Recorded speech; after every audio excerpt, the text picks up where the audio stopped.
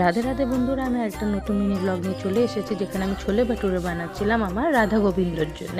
এখানে আমি ছোলাগুলোকে জলের মধ্যে একটু নুন আর হলুদ আর তেজপাতা দিয়ে বয়েল করতে দিয়েছিলাম।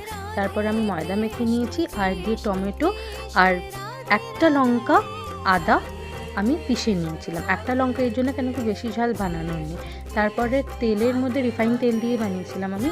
রিফাইন তেলের মধ্যে জিরা, একটা শুকনো লঙ্কা, তেজপাতা দিয়ে ওই যেটা পিষেছিলাম ওটা দিয়ে দিলাম। ওটা যতক্ষণ না তেল ছাড়ছে ততক্ষণ নাড়লাম। একটু তেল ছেড়ে দিল, তারপর ওটার মধ্যে ছোলা আর বয়েল করা জলটাও ঢেলে দিয়েছিলাম। তারপর ওটা সিম করে আমি রেখেছিলাম। যখন একটু জলটা শুকিয়ে গেছিলো তখন আমি ওটাকে নামিয়ে নিয়েছিলাম একটু ধনে পাতা দিয়ে। ছোলে মশালাও দিয়েছিলাম, যেটা বিনা অনিয়ন গার্লিকে ছিল, আমি দেখে নিয়েছিলাম ছোলে পাউডারটা। তারপর এখানে আমি লেচিটা ভাটুরেটা বেলে আর বানিয়ে নিয়েছিলাম ভাটুরেটা। তারপর রাধা গোবিন্দকে আমি এখানে খাইয়ে দিয়েছিলাম। রাধে রাধে।